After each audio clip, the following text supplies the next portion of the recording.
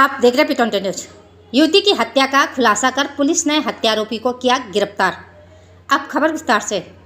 गंगोह में कल युवती की गला रेंदकर हुई हत्या की घटना का खुलासा कर पुलिस के द्वारा एक हत्यारोपी को गिरफ्तार किया गया, जिसकी निशानदेही पर घटना में प्रयुक्त एक छुरी व एक मोबाइल फोन बरामद किया गया।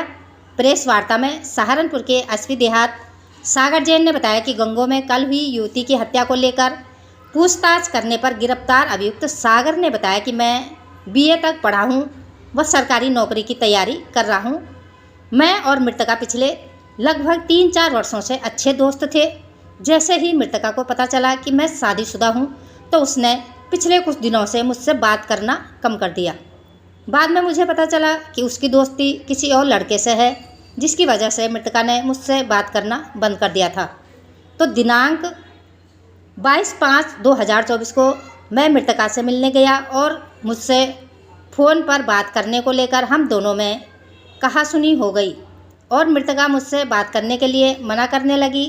तभी मैंने क्रोध में आकर छुरे से उसकी हत्या कर दी और मृतका का मोबाइल फ़ोन व छुरे को कस्बा गंगोह में आम के बाग में छुपा दिया था, जिसे मैंने पुलिस टीम को आज बरामद करा दिया। सहारनपुर से महेश कुमार की खास रिपोर्ट।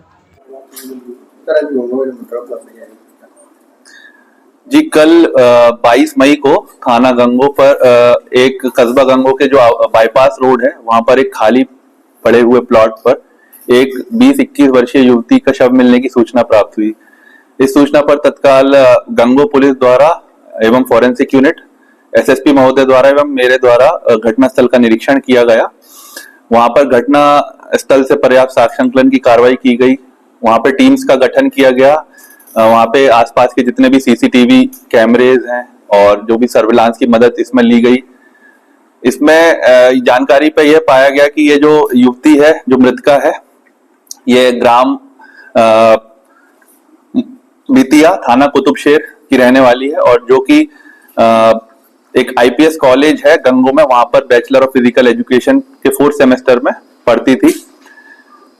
जब ये यहाँ पर तीतरो में अप डाउन करती थी, जब ये वहां से उस दिन आई तो हमने CCTV के माध्यम से भी देखा और वादी की लिखित तहरीर में भी उन्होंने बताया कि एक अभियुक्त जिसका नाम सागर, जो कि थाना क्षेत्र मुंडाली का रहने वाला है, जनपद मेरठ, वो इससे पिछले कुछ वर्षों से बातचीत करता था और जब जो मृतका ने इससे बातचीत करना बंद कर दिया था तो वो इससे बीच में कई बार इससे झगड़ा भी किया उसने और इसी रंजिश को लेते हुए उस दिन उसने मृतका को उस दिन सुबह सुबह बुलाया एवं उनका झगड़ा हुआ किसी बात को लेकर।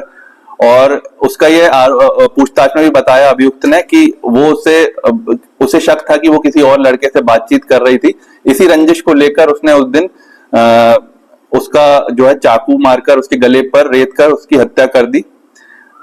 दोनों जो इसमें CCTV के भी माध्यम से हमने साक्ष्य संकलन किए हैं एवं जो अभियुक्त है उसकी निशानदेही पर जो उसने चाकू और मृतका का मोबाइल का मौके से जो ले गया था, वो एक बाग में जो छुपाया था कस्बा गंगोह से, उसे भी हमने रिकवर किया है और आज अभियुक्त को गिरफ्तार कर माननीय न्यायालय के समक्ष पेश किया जा रहा है और जो भी इसमें और भी साक्ष्य संकलन की कार्रवाई है की जा रही है और शीघ्र ही इसमें इसके विरुद्ध चार्जशीट लगाई जाएगी एवं प्रभावी पैरवी करके इसको सजा भी दिलवाई जाएगी। क्या सर इसमें दुष्कर्म का भी कुछ मामला था?